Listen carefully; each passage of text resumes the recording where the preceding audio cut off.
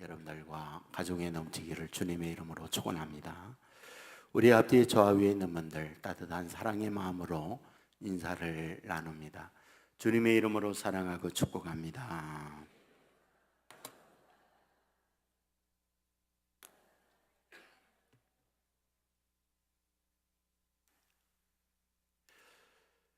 뇌리액혁명이라고 하는 책이 있습니다. 이시영 박사님, 한국이 낳은 정신과 세계적인 전문의라고 이야기를 하지요. 방송이나 또는 그분의 집필 활동을 통해서 정신계통, 우리 삶이 행복하게 살아갈 수 있는 정신적 문제에 대한 가르침을 주는 분이기도 합니다. 이분은 이 책에서 우리 한국인의 현주소에 대한 진단을 내리고 있습니다. 이렇게 책은 시작하고 있죠. 여러분들 지하철이나 전철을 타고 아침 출근하는 분들을 보십시오. 생동감이 있던가요? 눈이 반짝거리던가요? 오히려 반의 눈은 감겼고 피곤과 지침으로 가득 차 있는 가운데 생동감 있는 출발을 해야 할 아침을 그렇게 시작을 하고 있습니다. 이렇게 이야기를 합니다. 왜 우리는 그런 힘든 인생을 살아가고 있는 걸까요? 10대는 공부에 지쳐 있고 20대는 자신의 진로를 염려하며 어느 직장에 가야 할까 고민을 하고 있고 30, 40대는 업무에 시달리고 관계에 아파하며 괴로움을 겪고 있고 50, 60대는 자신의 노후, 남은 인생을 어떻게 살아가야 하나 이러한 고통에 쌓여 있는 것, 이게 우리의 모습이다. 이렇게 얘기를 하죠. 사실 한국이라고 하는 나라는 세계적인 경이로운 국가라는 거죠. 왜? 다른 나라는 300여 년에 걸쳐서 산업화를 이루는 그 과정을 단 40년 만에 이루어냈으니 소위 한강의 기적이라는 것은 세계 4대 혁명 가운데 하나로 꼽힐 정도로 자랑스러운 결과라고 얘기합니다. 그래서 사람들은 어깨를 으쓱거리고 대한민국 국민으로서 긍지를 가지게 한다라고 말하고 있죠. 그런데 이어서 이렇게 말합니다. 그래서 행복하느냐? 그래서 행복하냐? 이렇게 되묻고 있는 거지요. 이분은 얘기합니다. 사실 그렇지 않다고. 사실 우리의 인생은 이런 경제 발전과 함께 한국에 살면서 너무 고달픈 삶을 살아가고 있다라고 얘기합니다. 그렇다면 그 근원적 원인이 어디에 있을까? 이번엔 이 책에서 말하기를 뇌의 문제다, 정신적 문제다, 마음의 문제다. 여기에서 회복되는 것, 이것을 뇌력 혁명이라고 말한다 라고 얘기합니다. 그렇다면 뇌력 혁명을 위하여 무엇이 필요할까? 이분이 늘상 다른 책에서도 많이 사용하고 있는 세로토닌이라는 것을 얘기해요. 세로토닌이라는 게 뭘까? 쉽게 말하면은 인생의 다양한 문제를 만날 때 그 문제를 풀어내는 능력의 요소를 세로토닌이라고 이분은 명명을 하고 있습니다. 감정에 상할 수 있죠. 그럴 때 그 상하는 감정을 회복해내는 거예요. 어려움을 만날 수 있죠. 어려움 앞에 주저앉는 게 아니라 어려움을 극복해내는 능력이에요. 이분은 예를 들면서 이렇게 말을 합니다. 당신의 마음에 어떤 말로 인하여 감정이 상하십니까?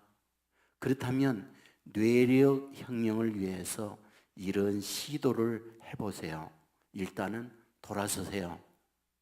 그리고 심호흡을 3번 크게 들이마셔 보세요. 그리고 조용히 걸어보세요. 그리고 그 자리를 잠시만 떠나보세요. 그러면 당신이 분노로 말미암아 더 큰 문제를 야기할 수 있는 것을 줄여낼 수 있거나 없앨 수 있습니다 라고 말을 하고 있습니다. 저는 그런 가르침이 필요하다고 생각해요. 우리는 너무 싸납잖아요. 우리는 너무 상처를 입을 때에 욱하는 성질, 견뎌내지 못하는 이런 부분이 상당히 부족한 것이 오늘 우리의 삶이잖아요. 그래서 저와 여러분들로 하여금 우리의 정신에 어떻게 생각하면 좀 수리도 하고 리셋도 하고 리모델링도 하는 이런 작업이 필요하다고 생각을 하는 거죠. 한번 생각해 보십시오. 우리가 컴퓨터 사용을 하다가 바이러스에 감염이 됩니다. 또는 에러가 납니다. 그럴 때 우리가 하는 거 있잖아요. 소위 리셋이라는 걸 해요. 이처럼 우리의 마음도 리셋을 할 필요가 있다는 거죠. 이것을 또 다르게 표현한다면 리모델링이라고도 할 수 있다는 거죠. 저는 오늘 본문에서 리모델링 하는 걸 볼 수 있어요. 본문 4절에 보면 그 후에 요아스가 여호와의 전을 보수할 뜻을 두고 이렇게 말합니다. 무슨 말이죠? 성전이 낡아졌어요. 성전에 문제가 생겼어요. 그래서 그것을 뜯어내고 새로이 수리하고 소위 리모델링을 하다. 이렇게 본문은 말하고 있는 겁니다. 왜 이와 같이 리모델링을 하는 걸까요? 그 이유에 대해서 본문 7절은 이렇게 말씀을 하죠. 이는 그 악한 여인 아달랴의 아들들이 하나님의 전을 파괴하고 또 여호와의 전의 모든 성물들을 바알들을 위하여 사용하였음이더라. 이렇게 기록합니다. 그러니까 아달랴가 하나님의 전을 파괴했어요. 그리고 하나님의 성물들을 갖다가 뭐했다? 바알을 섬기는 일에 그것을 사용하고 있더라. 이렇게 기록하고 있는 거죠.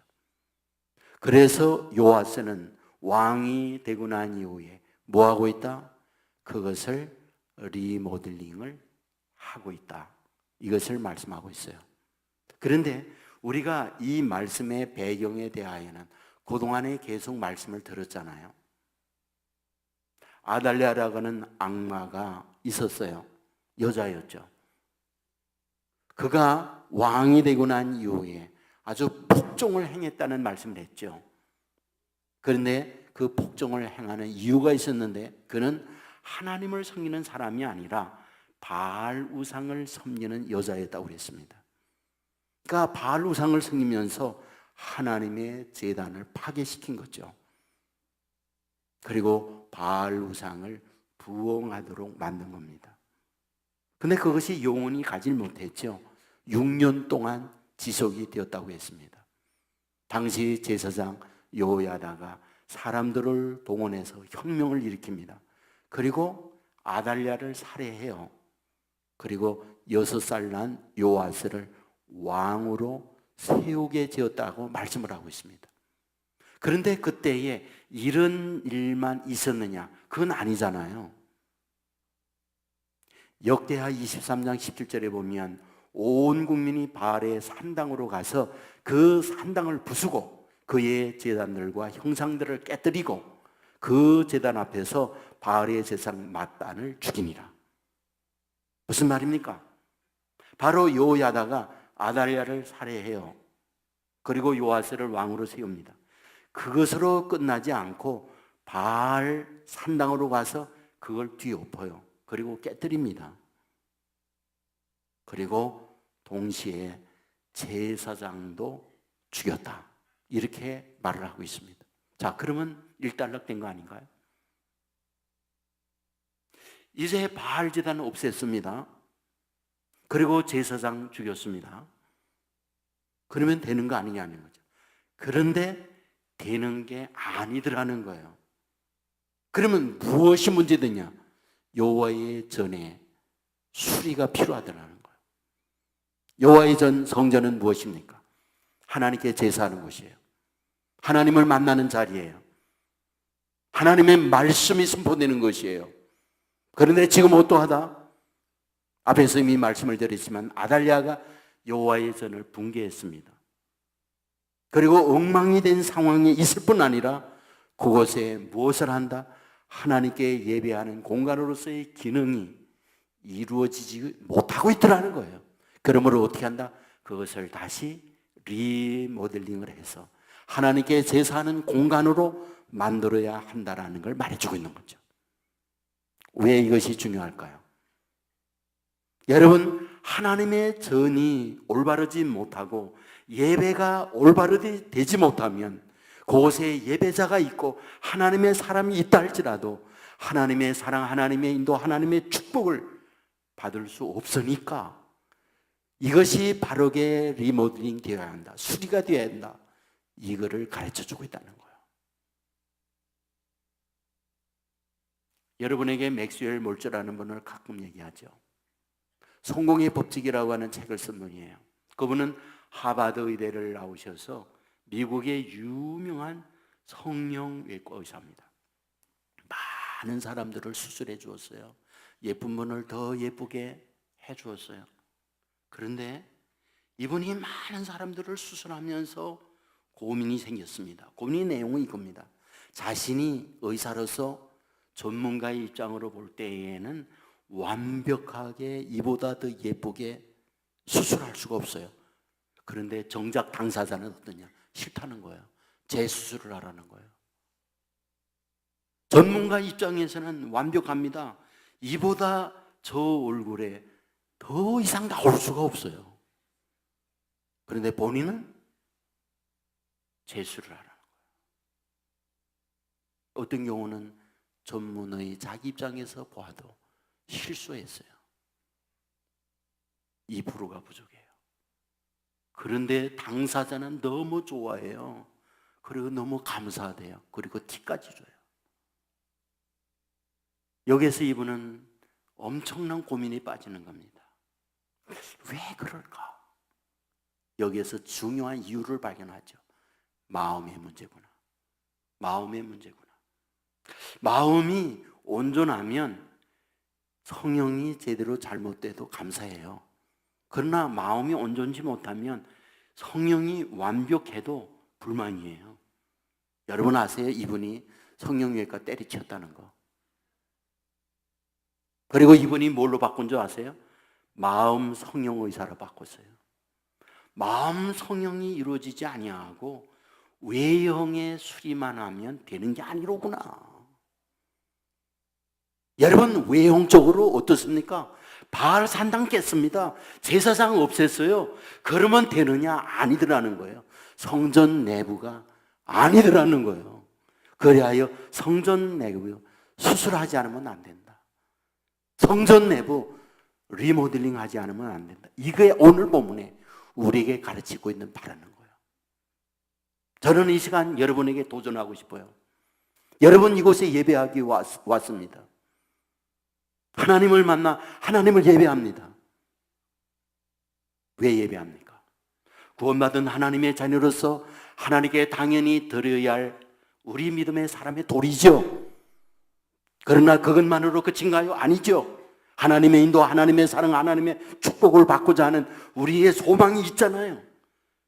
예배를 드리면서 하나님을 만나 예배를 드리면서 하나님과 만남, 예배를 드리면서 하나님께 간구함이 상달되고 응답되며 하나님의 인도, 하나님의 축복을 받고자 하는 것, 저와 여러분의 소원, 우리의 바람이 아닌가요? 그런데 묻고 싶습니다. 여러분이 그렇게 하나님 앞에 나와 예배를 드리면서 정작 하나님의 사랑, 하나님의 인도, 하나님의 축복을 받고 있느냐? 이겁니다. 어떻습니까? 여러분은 세상의 모든 것 정리했어요.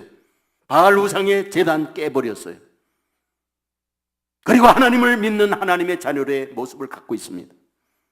그리고 오늘 우리가 예배를 드리고 있습니다. 그런데 여러분, 성경은 우리에게 무엇을 말씀을 하고 있습니까? 여러분, 우리가 말씀을 읽어보면은 성경은 우리에게 이렇게 가르쳐 주고 있는 걸 볼 수가 있어요. 여기에 있는 성전이라고 하는 것은 눈에 보이고 있는 건물을 말해주고 있어요. 그러나 눈에 보이고 있는 건물만 성전인가요? 신약에 오면 성전의 개념이 달라져요. 바울은 고린도 교회에 편지를 보내면서 이런 말씀합니다. 고린도전서 3장 16절에 보면 너희가 하나님의 성전인 것과 하나님의 성령이 너희 안에 계시는 줄을 알지 못하느냐?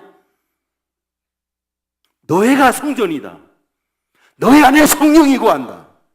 너희가 이것을 알지 못하느냐? 그리고 이어서 17절에 말하고 있습니다.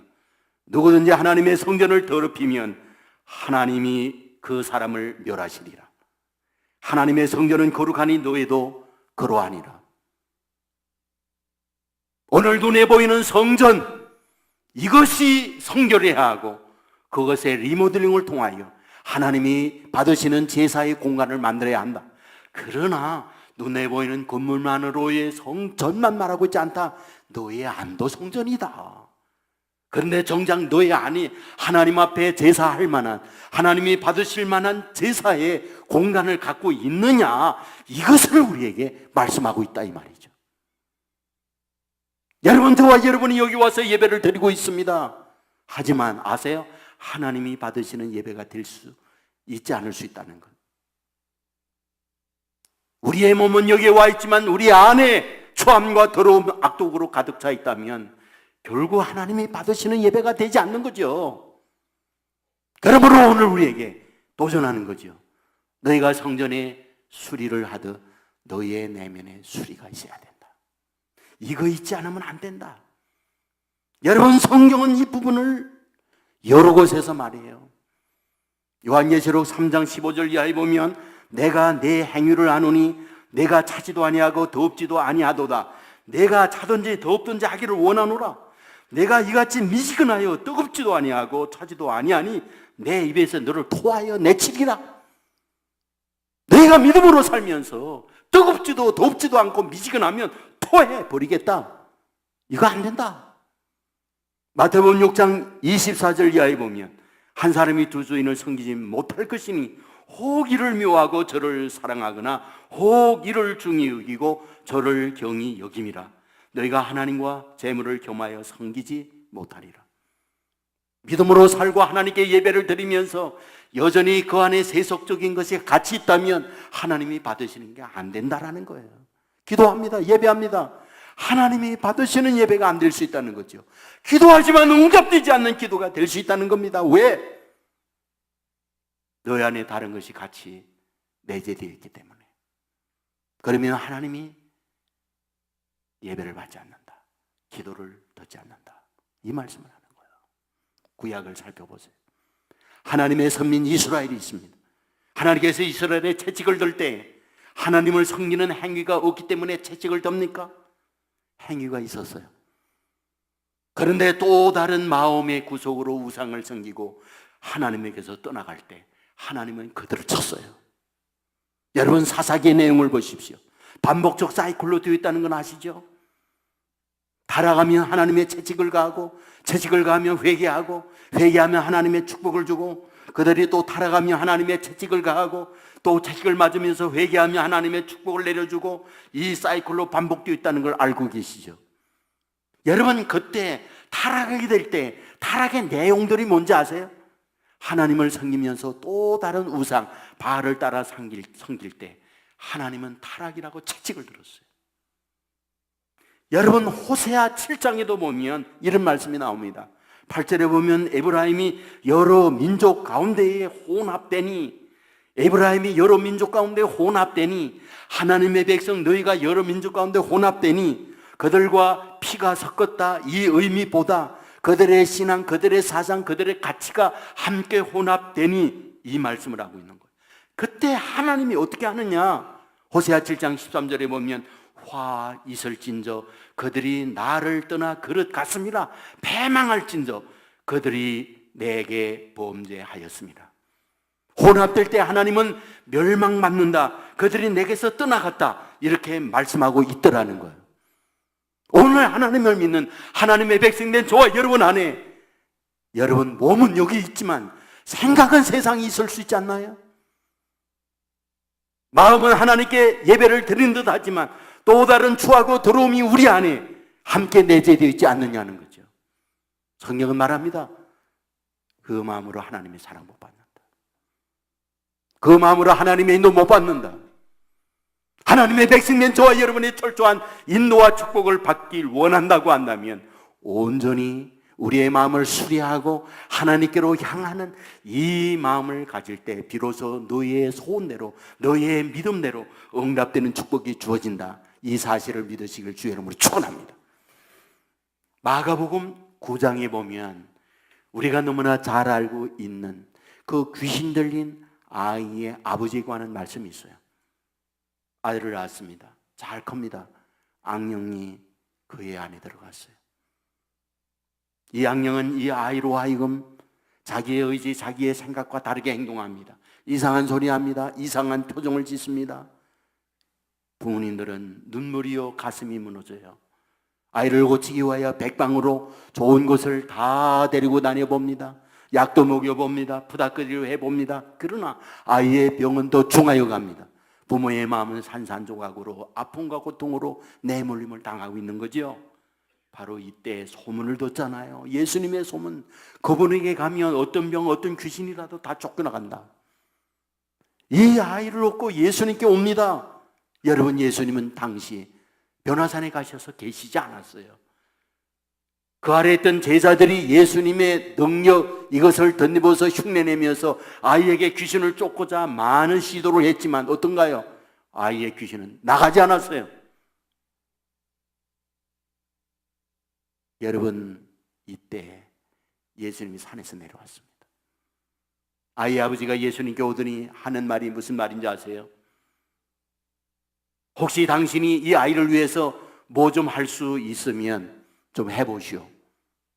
이런 태도의 말을 했어요. 이때에 이 말을 들었던 예수님께서 그 유명한 말씀 하잖아요. 할 수 있거든이 무슨 말이냐? 할 수 있거든이 무슨 말이냐? 할 수 있거든이 무슨 말이냐? 믿는 자에게는 능치 못함이 없느니라. 이 말씀을 하잖아. 이 말씀을 들었던 아이 아버지가 얘기해요. 용서하소서, 나의 믿음 없음을 용서하소서, 내가 믿나이다. 이 말을 들었던 예수님께서 아이를 향하여 말합니다. 말 못하고 듣지 못하는 귀신아 나갈지어다. 귀신아 나갈지어다. 여러분, 이 말 듣는 순간 그 아이에게서 귀신이 쫓겨나는 걸 하잖아요. 여러분, 여기에서 무엇을 가르쳐 줍니까? 우리 안에 예수님도 있고 할 수 있거든 다른 것도 같이 가지고 있다면 안 되더라는 거예요. 주님의 놀라운 권세의 능력이 하나님의 백성들에게 온전히 갖게 될 때 역사를 이루어 준다는 걸 가르쳐 주고 있잖아요. 오늘 믿는 저와 여러분이 세상을 살면서도 여전히 세상에 발을 한쪽 담가놓고 한쪽은 교회에 담가놓고 있을 때 우리 하나님은 싫어하세요. 기도하지만 기도 응답이 없어요. 믿음으로 살지만 하나님의 인도가 없어요. 하나님께 모든 걸 맡기며 산다고 하지만 여전히 세상의 고통과 아픔은 떠나지 아니하고 괴로운 가운데 살아가는 경우 얼마든지 있을 수 있어요. 우리에게 말합니다. 리모델링을 해라. 그거 철거해라. 새롭게 주님이 기뻐하는 주님을 향한 마음으로 리모델링을 해라. 그럴 때에 하나님의 은혜, 하나님의 축복이 그곳에 임하고 간구함이 응답되어지고 예배가 하나님 앞에 상달되어지고 삶이 복된 인생으로 바뀌어진다. 말씀하고 있는 것 믿으시기를 주의 이름으로 축원합니다. 여러분들 오우헨이라고 하는 분 아실 거예요. 저희들이 학교 다닐 때 마지막 입세라는 것이 국어책에 실려있던 기억이 있어요. 그 단편을 쓴 분, 그분이 오우헨이에요. 물론 우리가 잘 아는 크리스마스 선물이라든지 381편의 단편을 쓴 분이니까 세계적인 문학가입니다. 그리고 많은 나라의 말로 번역이 되어졌어요. 근데 이분의 과거를 보면 참 눈물과 아픔에 삶을 산 분이에요. 우선 가난한 가정에 태어났습니다. 학교 교육을 제대로 받지 못했는데 겨우 고등학교 졸업을 해요. 먹고 살아야 하잖아요. 그래서 한 것이 무엇이냐면 기타와 만도린을 배웠어요. 그리고 지방 공연하는 악단에 들어가서 지방에 다니면서 기타 치고 만도린을 하면서 생계를 겨우겨우 유지해 갔어요. 하지만 그것이 자신에게 안정을 주질 못했죠. 열심히 공부해서 그때 당시에는 어떤 자격이 되어지면 약을 팔 수 있는 그런 제도가 있었어요. 그래서 그 과정에 시험을 보아서 통과를 합니다. 그리고 약 파는 일을 합니다. 하지만 그 자체가 자신에게 맞지도 않았고 자신의 생계를 이어주는 그런 경제적 여유를 뒷받침하지 못했어요. 결국 우체국에 가서 우체국에 허드렛 일을 합니다. 그리고 나서 28살 때 17살 난 젊은 아이와 결혼을 해요. 남매를 낳죠. 그러나 남매는 일찍이 세상을 떠나요. 그리고 부인과도 헤어지게 되어지죠. 겨우 힘들게 은행을 들어갔어요. 근데 은행에서 돈을 만지다 보니까 돈이 탐이 나요. 훔쳤죠. 횡령을 한 겁니다. 그런데 거기서 발각이 됐어요. 구속이 돼서 5년간의 감옥살이를 하게 됩니다. 감옥에 갇히면서 자신의 인생을 돌이켜보는 거예요. 눈물 나지요. 가난한 부모 밑에 살기 위해서 발버둥을 치면서 일은 풀려지지 않고 삶은 고단하고 배신당하고 되는 일이 없는 아픔 가운데 그는 지냈어요. 그런데 그곳에서 지내면서 누구를 만나느냐? 교도 관장을 만났어요. 교도 소장을 만났어요. 근데 그 교도 소장이 믿음이 아주 좋은 분이에요. 삶의 본이 됩니다. 말 한마디가 용기가 돼요. 그는 그분을 보면서 나도 저런 인생이 되고 싶다 하는 소망을 가져요. 그리고 그분과 교제를 나누면서 예수님을 영접하게 됩니다. 그리고 그 안에서 자신의 인생을 소위 새로이 리셋을 해요. 리모델링을 합니다. 모범수가 됐어요. 3년 만에 출소를 합니다. 그런데 이분이 출소를 하면서 교도소장에게 이야기합니다. 사실 이분의 이름은 본래 오헨리가 아니에요. 윌리엄 포토라는 것이 그분의 이름이에요. 근데 윌리엄 포토라는 이름을 버리고 이 교도소장 이름이 오헨이었는데 당신의 이름을 나도 쓰고 싶다라고 얘기를 해요. 그때 교도소장이 허락을 합니다. 내 이름 그대로 써도 좋다. 한 가지 조건이 있다. 그것은 어디 가든지 오헨이라는 이름이 무시당하지 않도록 살아만 달라는 거예요. 오헨이라는 이름이 사람들에게 밟히지 않도록만 살아달라는 거예요. 이분은 출소하면서 다짐합니다. 그리고 나서 나와서 새롭게 인생을 살면서 글을 쓰기 시작했어요. 그것이 마지막 입세요. 그것이 크리스마스 선물이요. 그것이 381편의 단편을 쓰는 계기가 됐던 거예요. 여러분 인생을 살아도 보면 그 정신을 리셋하잖아요. 그 마음을 새롭게 리모델링을 하잖아요. 완전히 새로운 인생으로 나갈 수 있어요. 오늘 성전을 보면서 성전 수리합니다. 또 고쳐요. 그 안에 뭐가 있어요? 여전히 바알의 흔적들이 있는 거잖아요. 아달랴가 그 성전을 파괴하고 거기에 있는 성문을 다 훔쳐가 버리고, 그러므로 그것을 다시 수리하고 그 흔적들을 버리고 온전히 뭐다? 하나님만이 통치하는, 하나님만이 다스리는 그 공간을 만드는 것이 성전 수리였어요.